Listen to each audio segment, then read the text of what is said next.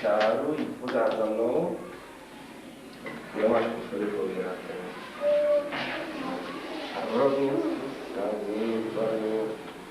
výborně. A Pepo? Ty zkus taky udělat nějakou rovnou čáru.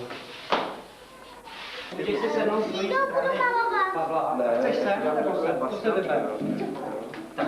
Máš, Pepo, nějaké pastelky? Zkus ještě, kde máš opěrátko. Šáhni si tady dozadu opěrátko. Tady Máš, máme, jo? Můžeš úplně dozadu. Tak, si nahmatej stůl.